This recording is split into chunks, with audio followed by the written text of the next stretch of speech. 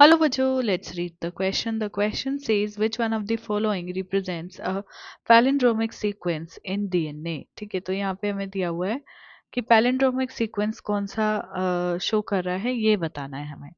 तो palindromic sequence क्या होते हैं, देखो रिस्ट्रिक्शन एंजाइम्स जो होते हैं, रिस्ट्रिक्शन एंजाइम्स जो होते हैं, हम जानते हैं कि ये क्या करते हैं, डीएनए को क्लीव करने का काम करते हैं, कट करने का काम करते हैं। तो ये ऐसे ही कहीं से भी डीएनए को कट नहीं कर देते हैं, ये पर्टिकुलर साइट्स पे साइट्स को रिकॉग्नाइज करते हैं एंड देन उस वहाँ से जो है डीएनए को कट करते हैं। ठीक है, तो जो पर्टिकुलर साइट से जो डीएनए को ये रिकॉग्नाइज करते हैं उनको रिकॉग्नाइजेशन साइट कहा जाता है। ठीक है, वो रिकॉग्नाइजेशन साइट अगर हम बात करें तो जब हम उसको रीड करें तो दोनों ही स्टैंड में सिमिलर तरीके से रीड हो पाए, उनको हम बोलते हैं पैलिंड्रोमिक सीक्वेंस। जैसे फॉर एग्जांपल मान लो कि ये एक डीएनए है, ठीक है, और इस पे एक सीक्वेंस है जिसको मैं बोल रही हूँ GA, या ऐसे लिख देते हैं GAATTC।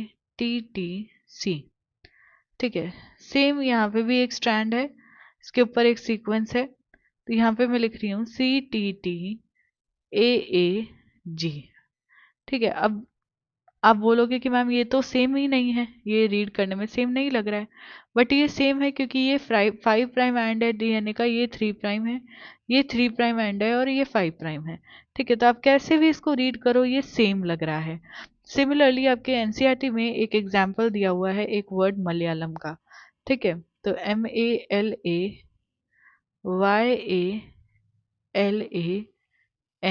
तो चाहे हम अब इसको यहाँ से रीड करें तब भी ये सेम है, चाहे हम इसको यहाँ से रीड करें तब भी ये सेम है। तो ऐसे सीक्वेंसेस को हम बोलते हैं पैलिंड्रोमिक सीक्वेंसेस।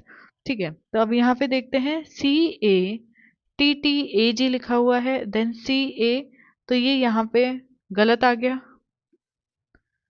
देखो ये CA है, यहाँ पे भी CA है, यहाँ T है और यहाँ A गिवन है, तो ये इनकरेक्ट हो जाएगा।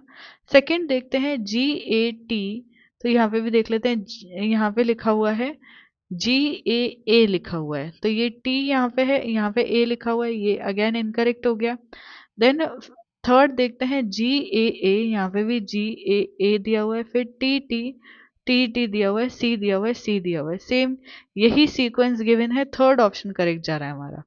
देन फोर्थ देखते हैं CC, यहाँ पे भी CC है, फिर यहाँ पे A गिवन है और यहाँ पे T गिवन है, तो ये ऑप्शन भी इनकरेक्ट हो जाता है। हमारा जो करेक्ट ऑप्शन है वो चला जाएगा ऑप्शन नंबर 3। इसके रिगार्डिंग इन्फॉर्मेशन आपको 12th की न्यू एनसीईआरटी में पेज नंबर 166 में मिलेगी। आई होप कि आपको क्वेश्चन अच्छे से समझ आ गया है।